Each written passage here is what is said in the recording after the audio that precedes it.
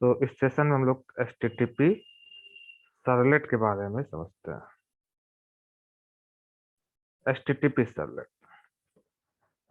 Servlet से समझने से पहले हम जरा समझते हैं HTTP स्ट्रक्चर क्या होता है। एक्चुअली जो वेब सर्वर और वेब क्लाइंट होते हैं, वेब सर्वर और वेब क्लाइंट जो आपस में कम्युनिकेट करते हैं, वो किसकी हेल्प से कम्युनिकेट करते हैं? HTTP प्रोटोकॉल की हेल्प से। Web server and web client communicate by using common language, which is nothing that is a HTTP। Client and server का जो कम्युनिकेशन होता है वो किस फॉर्म में होता है? क्लाइंट और सर्वर कम्युनिकेट करते हैं HTTP प्रोटोकॉल के हेल्प से। तो HTTP defines standard structure for HTTP request और HTTP रिस्पॉन्स, कि जब भी क्लाइंट सर्वर को रिक्वेस्ट भेजता है और सर्वर रिस्पॉन्स भेजता है क्लाइंट को, तो HTTP प्रोटोकॉल कुछ स्टैंडर्ड्स डिफाइन करता है HTTP रिक्वेस्ट के लिए और HTTP रिस्पॉन्स के लिए। मतलब क्लाइंट से हम जो रिक्वेस्ट भेजेंगे वो HTTP रिक्वेस्ट रहेगी और सर्वर से जो रिस्पॉन्स होगा HTTP रिस्पॉन्स आएगा। HTTP protocols define some standard structure for HTTP request और HTTP रिस्पॉन्स। चलिए पहले देखते हैं क्या स्ट्रक्चर है फॉर HTTP रिक्वेस्ट के लिए। तो सबसे पहले हम लोग डिस्कस करते हैं स्ट्रक्चर फॉर HTTP रिक्वेस्ट। तो देखिए हम लोग स्ट्रक्चर क्या है, HTTP प्रोटोकॉल HTTP जो है क्या स्टैंडर्ड स्ट्रक्चर डिफाइन करता है HTTP रिक्वेस्ट के लिए। जब भी HTTP रिक्वेस्ट सेंड करते हैं तो HTTP रिक्वेस्ट में तीन चीजें होती हैं: रिक्वेस्ट लाइन, रिक्वेस्ट बॉडी और रिक्वेस्ट हेडर। HTTP तीन चीजें सेंड करता है। देखिए HTTP रिक्वेस्ट का जो फॉर्मेट होता है, HTTP रिक्वेस्ट क्या कंटेन करती है? HTTP रिक्वेस्ट कंटेन करती है HTTP request line, request header और रिक्वेस्ट बॉडी। रिक्वेस्ट लाइन का मतलब क्या होता है? चलिए, जब आप रिक्वेस्ट सेंड करते हो तो रिक्वेस्ट किस टाइप के ब्राउजर से आप सर्वर भेज रहे हो, मतलब सर्वर में जब आप रिक्वेस्ट भेजते हो, रिक्वेस्ट डिफरेंट डिफरेंट टाइप की हो सकती है। देखिए रिक्वेस्ट लाइन का मतलब सबसे पहले क्या होता है? रिक्वेस्ट लाइन का मतलब हम लोग समझते हैं, जैसे आप कोई यूआरएल टाइप करते हो, जैसे आपने लॉगिन किया, आपने किसी एम्प्लॉय आईडी डाली और एम्प्लॉय आईडी डालने के बाद आप क्या करना चाहते हो? आप फेच करना चाहते हो इंफॉर्मेशन। इसका मतलब आप ब्राउजर, आप रिक्वेस्ट सेंड करना चाहते हो जहां पे आप कुछ इंफॉर्मेशन फेच करना चाहते हो। जब आप इंफॉर्मेशन फेच करना चाहते हो तो it means you are expecting something from the server. और कभी कभी आप जब रजिस्ट्रेशन फॉर्म ओपन करते हो, आप डेटा पोस्ट करते हो। तो जब आप सर्वर से कुछ डेटा फेच करते हो तो उसे बोलते हैं गेट रिक्वेस्ट। जब क्लाइंट से सर्वर में डेटा सेंड करते हो, पोस्ट करते हो, उसे बोलते हैं पोस्ट रिक्वेस्ट। तो रिक्वेस्ट लाइन सबसे पहले कंटेन करता है रिक्वेस्ट मेथड। रिक्वेस्ट मेथड ये स्पेसिफाई करता है कि आपकी रिक्वेस्ट किस टाइप के लिए है। आपकी रिक्वेस्ट किसी रिसोर्स को गेट करने की है कि पोस्ट करने की। देखिए ये जैसे सर्वर है, सर्वर में क्या हम रिसोर्स, रिसोर्स मतलब कोई भी सर्वलेट कुछ भी जो रिसोर्स, मान लीजिए एक रिसोर्स क्रिएट किया। कभी कभी आप क्या करेंगे, रिक्वेस्ट क्लाइंट से भेजोगे इस रिसोर्स को फेच करने के लिए। सर्वर में जो रिसोर्स रखा है, इस रिसोर्स को फेच करने के लिए मान लीजिए हमने एक रिसोर्स बनाया कोर्स सर्वलेट। कोर्स सर्वलेट क्या करेगा? कोर्स की जानकारी हमें पता करनी है, कि किसी भी कोर्स की जानकारी पता करनी है। तो कोर्स सर्वलेट हमारा एक पास सर्वलेट है। तो कोर्स एक मान लीजिए रिसोर्स है, हमें किसी कोर्स के बारे में डिटेल पता करनी है। इसका मतलब you are fetching data from the server. तो आप जब कोर्स डेटा फेच कर रहे हो, इसे रिक्वेस्ट बोलते हैं गेट रिक्वेस्ट। कभी कभी आप नया कोर्स ऐड करना चाहते हैं, तो ऐड करना चाहते हैं तो आप क्या करोगे? डेटा सेंड करोगे, पोस्ट करोगे। ऐसे रिक्वेस्ट बोलते हैं पोस्ट रिक्वेस्ट। मतलब जो रिक्वेस्ट डेटा फेच करने के लिए भेजते हैं, उस रिक्वेस्ट को हम लोग गेट रिक्वेस्ट बोलते हैं। ऐसी रिक्वेस्ट जो क्लाइंट से डेटा पोस्ट करने के लिए, क्लाइंट से सर्वर में डेटा सेंड करने के लिए भेजते हैं, ऐसे रिक्वेस्ट बोलते हैं पोस्ट रिक्वेस्ट। तो रिक्वेस्ट लाइन कंटेन करता है रिक्वेस्ट मेथड, जो इंडिकेट करता है कि रिक्वेस्ट आपकी बेसिकली डेटा फेच करने के लिए है, रिसोर्स फेच करने के लिए है, या रिसोर्स को पोस्ट करने के लिए, कि रिसोर्स को क्रिएट करने के लिए। तो गेट मेथड रिक्वेस्ट लाइन में सबसे पहले क्या होता है, रिक्वेस्ट मेथड। रिक्वेस्ट मेथड क्या बताता है, the request type, which type request, आपकी रिक्वेस्ट रिसोर्स को गेट करने की है कि पोस्ट करने की है। दूसरा चीज कंटेन करता है रिक्वेस्ट लाइन, रिक्वेस्ट यूआरआई, कि आपने जो रिक्वेस्ट भेजी उस रिक्वेस्ट का यूआरएल क्या है, यूआरआई क्या है। जैसे हमने रिक्वेस्ट किस पेज के लिए भेजी, login.jsp के लिए। और थर्ड ऑप्शन होता है रिक्वेस्ट लाइन कंटेन करती है protocol version used by the browser. Browser जो प्रोटोकॉल वर्जन यूज कर रहा होता है उसको। एंड नेक्स्ट देखिए आपका क्या होता है, नेक्स्ट कंटेन करता है एचटीटीपी रिक्वेस्ट, रिक्वेस्ट हेडर्स। पहला क्या कंटेन करता है, रिक्वेस्ट बॉडी, और नेक्स्ट पार्ट कंटेन करता है रिक्वेस्ट हेडर। देखिए समझते हैं रिक्वेस्ट हेडर क्या कंटेन करता है। रिक्वेस्ट हेडर एक्चुअली डिस्क्राइब करता है configuration information of a browser. Request header क्या कंटेन करता है, जब भी आप क्लाइंट से सर्वर की रिक्वेस्ट सेंड करते हो, रिक्वेस्ट फॉलोइंग थिंग कंटेन करता है। एचटीटीपी रिक्वेस्ट एक फॉलोइंग फॉर्मेट कंटेन करता है, जिसमें सबसे पहला फॉर्मेट होता है रिक्वेस्ट लाइन, दूसरा फॉर्मेट क्या होता है, रिक्वेस्ट हेडर। रिक्वेस्ट हेडर क्या कंटेन करता है, रिक्वेस्ट हेडर कंटेन करता है, डिस्क्राइब करता है configuration information of the browser. Browser की जो भी कॉन्फ़िगरेशन होती है, just like media type accepted the browser, language accepted the browser. Okay, web server use this information to send a customized response to the client. Web server browser की information को use करके customise response send करता है। Third चीज होती है request body. Request body actually क्या contain करता है, रिक्वेस्ट बॉडी कंटेन करता है एक्चुअल इंफॉर्मेशन। अगर आप जब डेटा फेच करते हो, सॉरी, जब आप रिक्वेस्ट सेंड करते हो, तो क्लाइंट से कुछ डेटा भी सेंड कर रहे होते हैं। क्लाइंट से जो डेटा सर्वर में सेंड करते हैं वो कौन कंटेन करता है, request body. So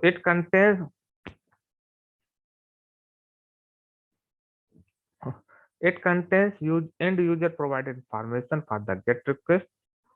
It is optional whereas post request is mandatory.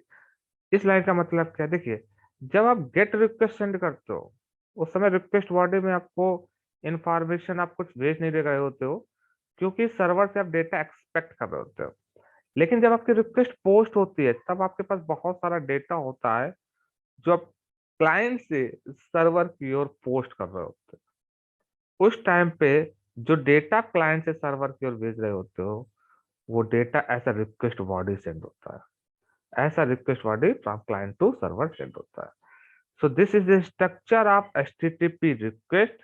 If the browser send a request in this format, then only web server understand the request. So HTTP जो request है वो web server understandable form है। Request किस form में जाती है, request जो जाती है वो HTTP रिक्वेस्ट के फॉर्म में जाती है।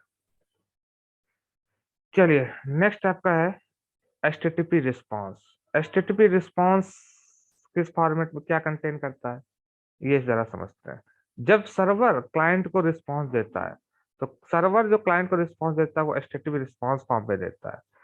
तो क्या स्ट्रक्चर होता है एचटीटीपी रिस्पॉन्स का, एचटीटीपी रिस्पॉन्स कंटेन करता है status line, response header and response body. तीन चीज कंटेन करता है, रिक्वेस्ट लाइन, रिस्पॉन्स हेडर और रिस्पॉन्स बॉडी। वहां पे देखिए, जब रिक्वेस्ट सेंड करते हैं तो क्या होता है, रिक्वेस्ट जब सेंड करते हैं तो वहां पे भी क्या होता है, आपके request header, request body, but request line होती है। अब यहाँ पे क्या है, सेम चीज है, रिस्पॉन्स भेजेंगे तो रिस्पॉन्स हेडर, रिस्पॉन्स बॉडी और साथ में स्टेटस लाइन। स्टेटस लाइन क्या इंडिकेट करती है, जरा समझते स्टेटस लाइन के स्ट्रक्चर करते हैं। देखिए स्टेटस लाइन का मतलब जब सर्वर से रिस्पॉन्स आता है क्लाइंट में, तो स्टेटस लाइन रिप्रेजेंट करती है स्टेटस कोड और स्टेटस डिस्क्रिप्शन। देखिए बहुत ध्यान से समझिएगा, स्टेटस कोड और डिस्क्रिप्शन। डिस्क्रिप्शन में क्या होगा, स्टेटस कोड, देखिए बहुत सारे स्टेटस कोड होते हैं। स्टेटस कोड इंडिकेट करते हैं, बताते हैं कि आपका जो रिस्पॉन्स आया है वो सक्सेसफुल, मतलब रिस्पॉन्स, जिस रिक्वेस्ट रिसोर्स के लिए आपने रिक्वेस्ट सेंड की थी, क्या वो रिसोर्स सर्वर में अवेलेबल है कि नहीं है, या वो रिसोर्स सक्सेसफुली एग्जीक्यूट हुआ है, आपकी जो रिक्वेस्ट है वो सक्सेसफुली प्रोसेस हुई है कि नहीं हुई, स्टेटस कोड रिप्रेजेंट करता है। स्टेटस कोड रिप्रेजेंट करता है, क्या रिप्रेजेंट करता है स्टेटस कोड? स्टेटस कोड बताएगा कि आपका जो रिस्पॉन्स, जो रिक्वेस्ट है, वो प्रॉपरली एग्जीक्यूट हुई है कि नहीं एग्जीक्यूट हुई है। स्टेटस कोड जैसे हमने लिखा 200 स्टेटस कोड का मतलब है कि हाँ, आपकी रिक्वेस्ट सक्सेस, आपको रिस्पॉन्स, आपकी रिक्वेस्ट सक्सेसफुली एग्जीक्यूट हो गई, आपको रिस्पॉन्स मिल गया। इसका डिस्क्रिप्शन मतलब ओके। तो स्टेटस लाइन स्टेटस कोड और उसका डिस्क्रिप्शन, और सपोर्ट करेगी कौन सी प्रोटोकॉल वर्जन यूज कर रहा है सर्वर, एचटीटीपी फोर कौन सा प्रोटोकॉल यूज कर रहा है। अब देखिए स्टेटस कोड बहुत टाइप के होते हैं। स्टेटस कोड कैसे लिखते हैं हम लोग? स्टेटस कोड देखिए इस फॉर्मेट में लिखते हैं कि 1XX मतलब 100 101 इस तरह से, 2x 200, 3x 4x 5x 1 2x। 1x का मतलब 1 से लेकर x, 1x में कोई अभी अगर स्टेटस का कोड आ रहा है, इसका मतलब ये इंफॉर्मेशनल स्टेटस कोड है। 2x अगर आपको मिल रहा है जैसे 200, ये आपको सक्सेस स्टेट बताएगा, आपकी जो रिक्वेस्ट थी वो सक्सेसफुली एग्जीक्यूट हो गई, सक्सेसफुली आपको रिस्पॉन्स गेट हुआ। ट्रिपल एक्स का मतलब रीडायरेक्शनल, आपकी जो रिक्वेस्ट थी उसको रीडायरेक्ट कर दिया गया। 4x ट्रिपल एक्स का मतलब क्लाइंट एरर, कोई एरर आई है, मतलब जैसे आपने रिक्वेस्ट सेंड की और वो रिक्वेस्टेड, जिस पेज के लिए आपने रिक्वेस्ट सेंड की है वो पेज सर्वर पे अवेलेबल ही नहीं है, तो फिर क्या आएगा, 4x क्लाइंट एरर देगा, requested page is not available. 5x server error, कभी आपने देखा होगा इंटरनल सर्वर एरर 501 समथिंग, तो 5x किसको रिप्रेजेंट करता है, सर्वर एरर। अगर कोई सर्वर एरर होगी तो 5x स्टेटस कोड आएगा। अगर 5x स्टेटस कोड आ रहा है इसका मतलब सर्वर एरर है। दूसरा चीज होती है रिस्पॉन्स हेडर। रिस्पॉन्स हेडर अब क्या कंटेन करता है? रिस्पॉन्स हेडर कंटेन करेगा कॉन्फ़िगरेशन इंफॉर्मेशन ऑफ सर्वर। जैसे रिक्वेस्ट हेडर क्या कंटेन करता है, कॉन्फ़िगरेशन इंफॉर्मेशन ऑफ ब्राउजर, वैसे रिस्पॉन्स हेडर क्या कंटेन करता है, configuration information of the server. Server की जो कॉन्फ़िगरेशन इंफॉर्मेशन है वो कौन कंटेन करता है, response header. Response header contain करेगा configuration information of the server. Next होती है रिस्पॉन्स बॉडी।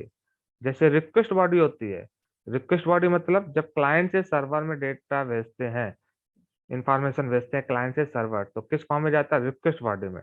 वैसे सर्वर से जब रिस्पॉन्स आता है क्लाइंट में, तो किस फॉर्म में आता है, रिस्पॉन्स बॉडी फॉर्म में आता है। तो रिस्पॉन्स बॉडी क्या कंटेन करता है एक्चुअली,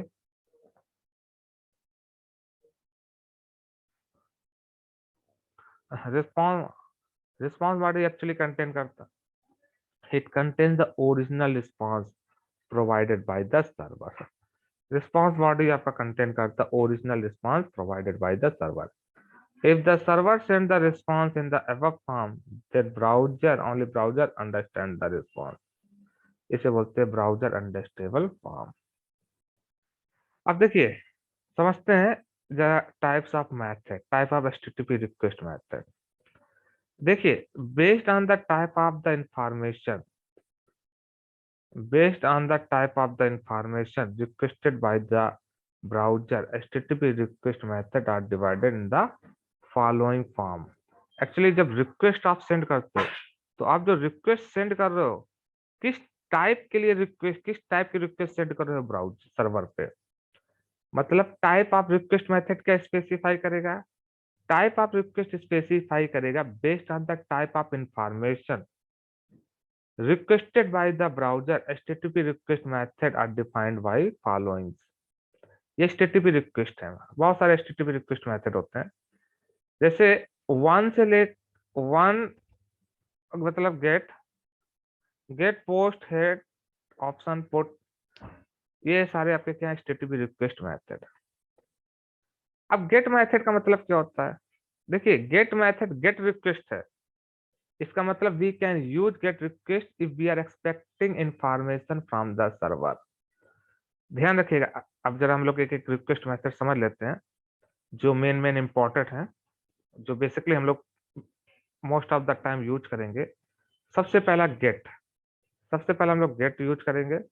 तो गेट हम लोग कब यूज करते हैं? We can use get request if we are expecting information from the server. तो जब भी आप सर्वर से कोई इंफॉर्मेशन गेट करना चाहते हो तो आप कौन सी रिक्वेस्ट स्पेसिफाई करोगे? Get request. चलिए एक एक लाइन पढ़ते हैं। We can use get request if we are expecting information from the server. Usually for the get request read operation will be performed at the server side. हम लोग gate request basically किस लिए? Reading data read करने के लिए। Hence status of the application won't be changed in get request. In get request, end user provided information will be appended to the URL as a part of the query string. इसका मतलब क्या है? देखिए, इसका मतलब है जैसे हमें मान लीजिए हमने एक कस्टमर की इंफॉर्मेशन पता करनी है, किस कस्टमर की इंफॉर्मेशन पता करनी है उसकी आईडी हम बताएंगे। तो आप जब यूआरएल लिखते हो तो क्या लिखते हो? http protocol colon double slash local host server name colon port number 8090 slash application name, suppose root name, application root name app slash and किस रिसोर्स के लिए, मान लीजिए कस्टमर्स के बारे में पता करना है और उसकी आईडी। अब देखिए किस कस्टमर के बारे में इंफॉर्मेशन पता करना है, हमने कहा जिसकी, हमने क्वेश्चन मार्क यहाँ लगाया इसके बाद, और हमने कहा जिसकी आईडी 101 है। तो देखिए ये जो आपने लिखा है ये रिसोर्स की, ये क्वेश्चन मार्क के बाद ये आपकी क्या है? Query string. मतलब गेट रिक्वेस्ट जब भेजते हैं, get request end user provided information will be appended to the URL as a part of the query string. देखिए एंड यूजर ने क्या दिया? सिर्फ आईडी दी। तो एंड यूजर ने जो आईडी की वैल्यू दी वो ऐसा क्यूरी स्ट्रिंग अपेंड हो जाएगा किसमें? यूआरएल में। अब सर्वर क्या करेगा? इस आईडी के रिलेटेड जितने भी कस्टमर होंगे उनकी इंफॉर्मेशन रिटर्न कर देगा। So as the end user information is visible in the URL, so there may be chance of security problem will raise. इसलिए sensitive data we can't send using the get request. देखिए get request से जो आप data send करते हो वो आपको दिखता है। और दूसरी चीज, एक small amount of information he send कर सकते हो। क्यों? क्योंकि यूआरएल का जो लेंथ होती है वो फिक्स होती है। So hence we can send limited amount of information by get request. Next, only character data is allowed in the URL. We can't send any binary data by using get request. Extra client provided information is available. Bookmarking is of URL is also possible. इसका मतलब main basically हमें क्या याद रखना है कि gate request से हम बहुत लार्ज अमाउंट इंफॉर्मेशन नहीं सेंड कर सकते हैं। अगर हम और गेट रिक्वेस्ट से जो इंफॉर्मेशन सेंड करते हैं वो इंफॉर्मेशन यूआरएल बार में डिस्प्ले होती, शो होती है, ऐसा क्यूरी स्ट्रिंग। यूआरएल बार में वो इंफॉर्मेशन अपेंड हो जाती है, ऐसा क्यूरी स्ट्रिंग। तो गेट रिक्वेस्ट कभी हम लोग सिक्योर इंफॉर्मेशन सेंड नहीं करते हैं। अब देखिए पोस्ट रिक्वेस्ट कब यूज करते हैं? सर हाँ अगर सर हमें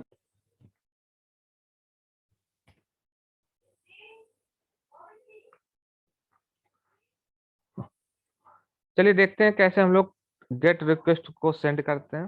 देखिए जब भी आप फॉर्म बनाते हो ना तो फॉर्म में एक एट्रीब्यूट होता है एक्शन एट्रीब्यूट। अब इस एक्शन एट्रीब्यूट में हम लोग स्पेसिफाई करेंगे